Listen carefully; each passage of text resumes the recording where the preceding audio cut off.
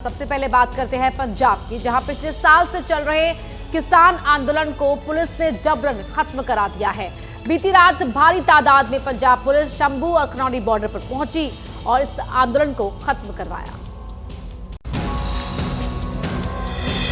बीती रात ये बुलडोजर उस शंभू बॉर्डर पर चला जहां पिछले 13 महीने से किसान आंदोलन पर बैठे थे। एक एक करके पंजाब पुलिस के पीले पंजे ने उन सभी टेंट्स को जमींदोज किया जो प्रदर्शनकारी किसानों के रहने के लिए बने थे। पंजाब पुलिस की तरफ से शंभू बॉर्डर के ऊपर एक्शन किया जा रहा है, तो जेसीबी मशीन की तरह जेसीबी मशीन चलाई जा रही है यहाँ पे, और किसानों की जो टेंट बने हुए थे, जो उन्होंने अपने रहने के लिए जगह बनाई हुई थी, उसको तोड़ा जा रहा है। तस्वीरें आप देख सकते हैं किस तरह से पुलिस का एक्शन जारी है यहाँ पर। भारी संख्या में पहुंची पुलिस ने वहां बने अस्थायी मंच को भी हटाया। ये तस्वीरें उसी वक्त की हैं। अस्थायी मंच को उखाड़ फेंकने के लिए वहां लगे पंखों और बाकी तमाम चीजों को हटाया गया। शंभू बॉर्डर पर किसान पिछले साल फरवरी से धरने पर डटे थे, जिन्हें हटाने के लिए ये एक्शन हुआ और इससे पहले वहां मौजूद किसानों को हटाया गया, कुछ को हिरासत में लिया गया।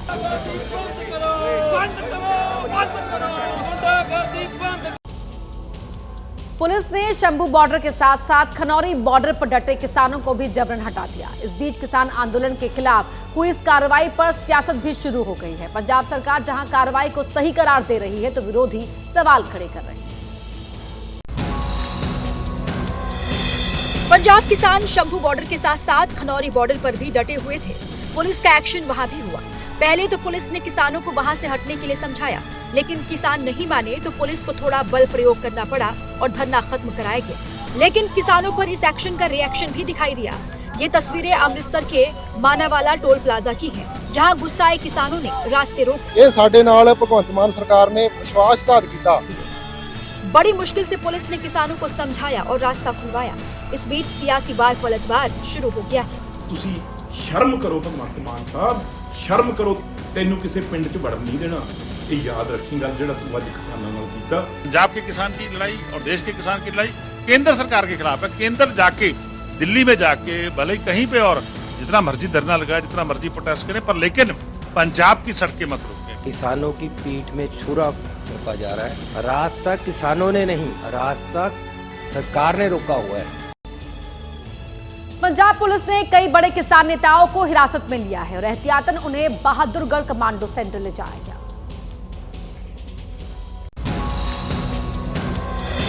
एमएसपी की कानूनी गारंटी समेत कई अन्य मांगों को लेकर 115 दिन से अनशन कर रहे किसान नेता जगजीत सिंह डल्लेवाल को हिरासत में लिया गया। उनके साथ सरवन सिंह पंढेर समेत कई किसान नेताओं को भी पंजाब पुलिस ने हिरासत में लिया। हिंदुस्तान के इतिहास में किसान, गरीब और मजदूर से विश्वासघात का सबसे बड़ा अध्याय भाजपा की केंद्र सरकार और पंजाब की आम आदमी पार्टी की सरकार ने मिलकर लिखा। किसान नेताओं पर कार्रवाई से ठीक पहले केंद्र और किसानों के बीच चंडीगढ़ में 7वें दौर की बातचीत हुई, जिसमें केंद्रीय कृषि मंत्री शिवराज सिंह चौहान समेत कई वरिष्ठ केंद्रीय मंत्री, पंजाब सरकार के मंत्री और तमाम बड़े किसान नेता मौजूद थे। 3 घंटे चली बैठक बेनतीजा रही। सकारात्मक चर्चा हुई है। अगली बैठक 4 मई को होगी। अगली बैठक वो 4 मई को रखी गई है। उन्होंने समय ज्यादा इसलिए मांगा है कि भाई वो अपनी इंटर मिनिस्ट्रियल सारी चर्चाएं कर लें। औरंगजेब की कब्र को लेकर जारी विवाद के बीच आरएसएस की ओर से एक बड़ा बयान सामने आया है। एक सवाल के जवाब में आरएसएस के अखिल भारतीय प्रचार प्रमुख सुनील आम्बेकर ने कहा कि औरंगजेब आज प्रासंगिक नहीं है। सर, जो नागपुर में हो रहा है और जो हम वायलेंस देख रहे हैं, I want to know how important it is because it happened a few metres away from the headquarters of the RSS. Is Aurangzeb relevant today? Any type of violence is not good to the health of the society. Police are have taken the cognizance of it, and so I think they will go into the details. Is Aurangzeb relevant today? Do you think the tomb should be moved? I think not relevant. RSS की ओर से औरंगजेब को लेकर रुख स्पष्ट कर दिया गया है और उस पर शिवसेना ने भी अपना रुख साफ कर दिया है। आरएसएस अलग से अपनी स्वतंत्र विचारधारा से आगे चलने वाली संगठन है। शिवसेना एक राजकीय पक्ष है। शिवसेना की भूमिका औरंगजेब के बारे में जो मैंने अभी कही वही है। उसकी जो यहाँ पे जो कब्र है, सेंट्रल गवर्नमेंट का जो प्रोटेक्शन मिला है, वो सेंट्रल गवर्नमेंट विड्रॉ करे। औरंगजेब पर जारी घमासान के बीच आक्रांता महमूद गजनवी के भांजे सैयद सालार मसूद गाजी को लेकर भी गदर छिड़ गया है। यूपी के बहराइच में सालार गाजी की दरगाह पर लगने वाले मेले का विरोध अब जोर पकड़ रहा है। यूपी के बहराइच में सालार गाजी को लेकर शुरू हुए विवाद ने तूल पकड़ना शुरू कर दिया है, जिसे लेकर हिंदू महासभा की लखनऊ में प्रेस कॉन्फ्रेंस हुई। सालार गाजी की जो दरगाह है, मजार है, उसको उत्तर प्रदेश के माथे से हटाया जाए, ये कलंक मिटना चाहिए। हिंदू महासभा की ओर से इसे लेकर आज राज्यपाल को ज्ञापन भी सौंपा जाएगा।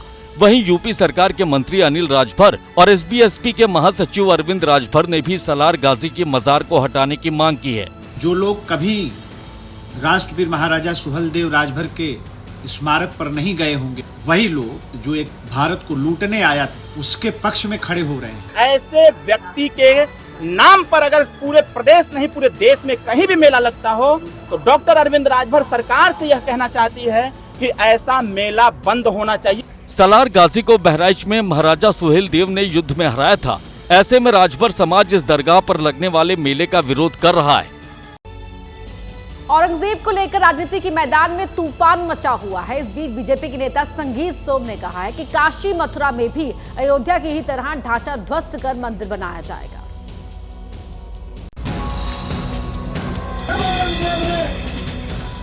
हजारों हिंदुओं का नरसंहार किया, काशी से लेकर मथुरा तक के मंदिरों को ध्वस्त करने का काम किया। तो क्या औरंगजेब ने किसी कोर्ट का सहारा लिया क्या? तो आज हमसे क्यों कहा जाता है कि हर चीज कोर्ट के जरिए होगी? मेरठ में एक समारोह को संबोधित करते हुए बीजेपी के पूर्व विधायक संगीत सोम ने जो बयान दिया, वो इन दिनों औरंगजेब की इर्द गिर्द घूम रही सियासत में नया घमासान जेब सकता है। संगीत सोम ने न सिर्फ मथुरा और काशी में मंदिर निर्माण के लिए कोर्ट का सहारा नहीं लिए जाने की बात कही, बल्कि ये भी कहा कि जनता वहाँ बाबरी मस्जिद की तरह ही ढांचे ध्वस्त कर मंदिर बनाएगी। तो आज हमसे क्यों कहा जाता है कि हर चीज कोर्ट के जरिए होगी? काशी मथुरा दोनों में हम कोर्ट का सहारा नहीं लेंगे। पब्लिक ने जैसे बाबरी मस्जिद को ध्वस्त किया, इन्हें ध्वस्त करके भी मंदिर बनाने का काम हम लोग करेंगे। राज्यसभा में आज भी गृह मंत्रालय के कामकाज को लेकर चर्चा होगी। शाम 4 से 5 बजे के बीच गृह मंत्री अमित शाह चर्चा का जवाब देंगे। कल सरकारी एजेंसियों के दुरुपयोग को लेकर जब टीएमसी ने सवाल उठाए तो हंगामा हो गया। अमित शाह ने पूरे विपक्ष को खूब सुनाया। राज्यसभा में ये हंगामा टीएमसी सांसद साकेत गोखले के बयान को लेकर हुआ। NIA, originally envisaged as an anti-terror agency, so the NIA is busy now, running its agendas in different states, locking up Indians for supposedly plotting against the Modi government. शायद उनको मालूम नहीं है माननीय सदस्य जी को कि सीबीआई और बाकी सारी एजेंसियों के नाम जो वो बोलना चाहते होंगे, एक भी गृह विभाग में नहीं। गृह मंत्री पर हमला करते हुए टीएमसी सांसद ने गृह मंत्री पर एक विवादित टिप्पणी कर दी। मंत्री जी सवाल से पहले इतना डर गए, आगे क्या होगा मुझे पता नहीं। इस टिप्पणी के बाद अमित शाह का गुस्सा फूट पड़ा और गृह मंत्री पूरे विपक्ष पर बरस पड़े। मैं किसी की कृपा से यहाँ नहीं आया हूँ। डरने का question does not arise. High court के ऑर्डर से सीबीआई को जांच दिया गया है मान्यवर, ये सुप्रीम कोर्ट को भी नहीं मानेंगे। विवाद के बाद सभापति ने साकेत गोखले के बयान के विवादित हिस्से को सदन की कार्यवाही से हटा दिया। बिहार में चुनाव से पहले कांग्रेस पार्टी ने कमान बदल दी है। दलित समाज के राजेश कुमार को प्रदेश अध्यक्ष बनाया गया है। एबीपी न्यूज से बातचीत में राजेश कुमार का कहना है कि समय कम है। बिहार में कांग्रेस की कमान मिलने के ऐलान के अगले ही दिन राजेश कुमार दिल्ली पहुंचे। पार्टी के अध्यक्ष मल्लिकार्जुन खड़गे और राहुल गांधी से मुलाकात के बाद खड़गे ने पोस्ट किया, बिहार बदलाव के लिए तरस रहा है। बिहार के युवा रोजगार चाहते हैं। बिहार की जनता असली सामाजिक न्याय की आस लगाए इंतजार कर रही है। राजेश कुमार पर बिहार में कांग्रेस पार्टी की खोई हुई जमीन वापस लाने की बड़ी जिम्मेदारी है। अभी का समय जो हम लोगों के लिए थोड़ा सा क्रूशियल है। क्रूशियल इस मायने में कि समय कम है, काम ज्यादा करना है और हमें पूरा विश्वास है कि तमाम कांग्रेस जन के साथ मिल करके साथ ले करके हम इसको चुनौती को पार करें। चुनावी वर्ष है तो चुनावी वर्ष में हमको अब अपने ऑर्गेनाइजेशन को कैसे खड़ा करना है, उसको धारदार कैसे बनाना है, इसके लिए हम लोगों को जो है प्रतिनियुक्त किया गया है। कांग्रेस पार्टी राजेश कुमार को प्रदेश अध्यक्ष बनाकर एक तीर से दो निशान साधने की कोशिश में है। अखिलेश सिंह को आरजेडी का करीबी माना जाता रहा है। तो बिहार में कांग्रेस के नए प्रदेश अध्यक्ष राजेश कुमार ने एबीपी न्यूज से एक्सक्लूसिव बातचीत की है। कहना है कि बिहार में आरजेडी से गठबंधन और सीट बंटवारे को लेकर फैसला आलाकमान करेगा। वो फिलहाल संगठन को मजबूत करने पर ध्यान देंगे। आरजेडी के साथ ही गठबंधन में चुनाव लड़ेंगे या कुछ नया इस बार प्रयोग देखने को मिलेगा? देखिए, ये जो आपका सवाल है अपने आप में जो सवाल बड़ी है, और ये हमारे केंद्रीय नेतृत्व इस सब सारे निर्णय लेते हैं। केंद्रीय नेतृत्व का जो फैसला होगा सामने वाले बैठ करके अपना तय करेंगे, उसी के अलावा उसके लिए मतलब। राजेश जी, क्या ये अभी तय नहीं है? ये अभी तय नहीं है केंद्रीय नेतृत्व की तरफ से कि आरजेडी के साथ ही चुनाव लड़ना है? देखिए, ये विषय अभी नहीं है। अभी विषय ये है कि वर्तमान में जो हमको समय मिला है उसको कैसे सदुपयोग कर करके पार्टी के ऑर्गेनाइजेशन को और चुस्त दुरुस्त करें। चर्चा है कि इस बार आरजेडी आप लोगों को 50 से ज़्यादा सीट देने वाली नहीं है, तो कितनी सीट आप मांगेंगे आरजेडी से? नहीं, देखिए, ये विषय मैं बार बार आ रहा हूँ कि ये जो है हमारा सब्जेक्ट नहीं है। ये सब्जेक्ट सामूहिक निर्णय का सब्जेक्ट है, इसलिए वो विषय को जो है बड़े नेताओं पर छोड़ देते हैं। राजस्थान में कोचिंग संचालकों की मनमानी पर लगाम लगाने के लिए सरकार एक विधेयक लेकर आई है। आपको दिखाते हैं कि अब राजस्थान में कोचिंग सेंटर्स को किन नियमों का पालन करना होगा। राजस्थान में कोचिंग सेंटर के लिए मशहूर कोटा से अक्सर बच्चों की खुदकुशी की खबरें आती हैं। अब सरकार कोचिंग सेंटर को कानून के दायरे में लाने के लिए बिल लेकर आई है। बिल के मुताबिक जिस कोचिंग में 50 से ज्यादा छात्र हैं, उनका रजिस्ट्रेशन जरूरी होगा। कोचिंग को वेबसाइट पर फीस की पूरी जानकारी देनी होगी। अगर कोई छात्र बीच में कोचिंग छोड़ता है तो 10 दिन के अंदर फीस लौटानी होगी। कॉल सेंटर पर छात्र अपनी शिकायत दर्ज करा पाएंगे। कोचिंग सेंटर में योग और ध्यान की व्यवस्था भी जरूरी होगी। नियम तोड़ने पर जुर्माना, संपत्ति जब्त करने का भी प्रावधान होगा। जिला स्तर पर कमेटी बनाई जाएगी। कोचिंग सेंटर नियंत्रण और विनियमन प्राधिकरण बनेगा। विपक्ष बिल में खामियां बता रहा है और सरकार कह रही है कि जो सुझाव आएंगे उन्हें शामिल किया जाएगा। 16 साल के जो बच्चे हैं उनको पहले कोचिंग के अंदर प्रावधान ड्राफ्ट में है, उसके अंदर नहीं था। इसमें आगे कोई सुझाव मिलेंगे तो उनको सम्मिलित करते हुए ये बिल आगे इन पर नियंत्रण रखने का काम करेगा। 16 वर्ष का अभी। वहीं मेरठ में एक महिला ने अपने बॉयफ्रेंड के साथ मिलकर अपने पति के कई टुकड़े कर दिए और अपने आशिक के साथ घूमने चली गई। इस सनसनीखेज मर्डर केस में एक नया मोड़ भी सामने आ रहा है कि आरोपी साहिल के घर से चीजें मिली हैं। उससे ये सवाल उठ रहा है कि कहीं ना कहीं हत्याकांड का कोई जादुई कनेक्शन तो नहीं। ये कमरा उस साहिल का है जिस पर हत्या की ऐसी साजिश का आरोप है जो रोंगटे खड़े कर देने वाला है। कमरे की दीवारों पर अजीबोगरीब तस्वीरें हैरान करने वाली है। इशारा कर रही है कि कहीं वो तंत्र मंत्र का शिकार तो नहीं था, कहीं इस हत्याकांड के पीछे काला जादू तो नहीं। साहिल जरूरत से ज्यादा अंधविश्वासी है। पुलिस सूत्रों के मुताबिक इसकी गर्लफ्रेंड मुस्कान ने इसी बात का फायदा उठाया। मुस्कान ने साहिल की मां, जिसकी पहले ही मौत हो चुकी थी, उसके नाम से सोशल मीडिया पर फर्जी अकाउंट बनाया और साहिल को मां के नाम से संदेश भेजने लगी। अंधविश्वासी साहिल को लगता था कि वो अपनी मरी हुई मां से बात करता है और ऐसे ही एक संदेश में मुस्कान ने लिखा कि उसके पति सौरभ की हत्या कर दी।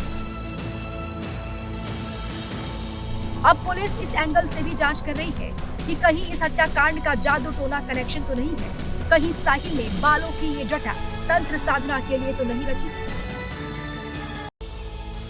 वहीं दिल्ली में एक लड़की की हत्या का मामला सामने आया है। लड़की 12 मार्च से लापता थी। अब नहर से उसका शव मिला है और हत्या के आरोपी आसिफ को गिरफ्तार कर लिया गया है।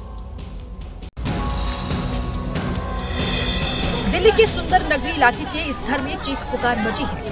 घर की बेटी कोमल अब इस दुनिया में नहीं रही। घर वालों का कहना है कि 12 मार्च से ही कोमल लापता थी। 8 दिन से पूरा परिवार परेशान था। छावला इलाके की नहर में जब लोगों ने एक शव तैरते हुए देखा तो पुलिस को खबर दी। जांच हुई तो खुलासा हुआ कि वो शव कोमल का है। वो भी कह रहे हैं हमें कि चलो वहाँ कोई सुराग मिला है तुम्हें दिखाते हैं। हम समझे कोई थाना चौकी होगी, वहाँ बेटी मेरी बैठी होगी, मेरी बच्ची को सीने से हम लगा लेंगे। और जब गए वहाँ तो कहाँ सीने से लगाती, कुछ है ही नहीं। जांच में ये पता चला है कि 12 मार्च को आसिफ नाम का युवक कोमल को कार से लेकर कहीं निकला था। तभी से उसका कुछ भी पता नहीं चल पाया। टैक्सी चलाने वाले आसिफ से कोमल की जान पहचान थी। इन दोनों के बीच किसी बात को लेकर विवाद हुआ। आरोप है कि इसी के बाद आसिफ ने कोमल की हत्या कर शव नहर में फेंक दिया। पता ये भी चला है कि हत्या में आसिफ के साथ 2 लोग और थे। वो 2 लोग कौन थे, पुलिस ये पता लगाने की अब कोशिश कर रही है। कुछ दिन पहले राजस्थान के बूंदी में एक होटल में बिल को लेकर विवाद में एक युवक की हत्या कर दी गई। अब होटल के खिलाफ बुलडोजर वाली कार्रवाई की गई है। अवैध निर्माण को गिरा दिया गया है। राजस्थान के बूंदी में बुलडोजर एक होटल के अवैध निर्माण पर चल रहा है। ये वही होटल है जहां पिछले दिनों एक युवक की हत्या हो गई थी। हत्या की वारदात के बाद से ही आसपास के लोग बुलडोजर एक्शन की मांग कर रहे थे। बुधवार को पूरी तैयारी के साथ पुलिस की टीम पहुंची और अवैध निर्माण को गिरा दिया गया। होटल नेशनल हाईवे से सटा हुआ था, इसलिए प्रशासन के साथ NHAI की टीम भी मौजूद थी। इसमें NHAI की जमीन पर इन लोगों के द्वारा अवैध अतिक्रमण किया हुआ था, जो कि NHAI के सेंटर से 30 मीटर की दूरी पर इन्होंने 3 फीट का अतिक्रमण किया हुआ था। उसी को लेकर इसकी कार्रवाई की गई है। ये JCB के द्वारा जो भी अतिक्रमण हमारे क्षेत्र में आ रहा था, हमारे आरोडोल में मतलब हमारे NHAI की सीमा में, उसको ध्वस्त किया जा रहा है। 9 मार्च की रात को कोटा के रहने वाले 4 युवक इस वेलकम होटल में खाना खाने आए थे। बिल को लेकर यहाँ विवाद हो गया था, तो होटल के मालिक और कर्मचारियों ने युवकों पर हमला बोल दिया। हमले में एक युवक की मौत हो गई थी। हत्या के आरोप में 4 लोगों को गिरफ्तार किया गया था। वहीं हिमाचल प्रदेश पावर कॉर्पोरेशन के चीफ इंजीनियर की संदिग्ध परिस्थितियों में मौत को लेकर कल पूरे दिन हंगामा रहा। सरकार ने अब HPPCL के MD और डायरेक्टर इलेक्ट्रिकल को पद से हटा दिया है और जांच के आदेश दे दिए हैं। शिमला में ये हंगामा हिमाचल प्रदेश पावर कॉर्पोरेशन के चीफ इंजीनियर विमल नेगी की मौत को लेकर हो रहा है। लोगों का आरोप है कि HPPCL के बड़े अधिकारी विमल नेगी पर लगातार गलत काम के लिए दबाव बनाते थे। 10 मार्च को विमल नेगी लापता हो गए थे। मंगलवार को उनका शव गोविंद सागर झील से बरामद किया गया है। हमने उसमें कहा कि फेयर इन्वेस्टिगेशन के लिए ये केस जो है बिल्कुल फिट है CBI की इन्वेस्टिगेशन के लिए, और CBI की इन्वेस्टिगेशन इस मामले में होनी चाहिए। विपक्ष के नेता जयराम ठाकुर ने भी विमल नेगी के परिवार से मुलाकात कर CBI जांच की मांग की। विधानसभा में भी चीफ इंजीनियर की मौत का मुद्दा उठा। CM सुक्खू ने जांच के आदेश दिए। विरोध के बाद सरकार ने HPPCL के MD हरिकेश मीणा और डायरेक्टर इलेक्ट्रिकल देशराज को पद से हटा दिया। सरकार इस मामले की जांच करवाएगी तथा एडिशनल चीफ सेक्रेटरी के स्तर के अधिकारी इसकी जांच करेंगे। इसके अतिरिक्त पुलिस नियमानुसार और कानून के मुताबिक कार्रवाई करेगी।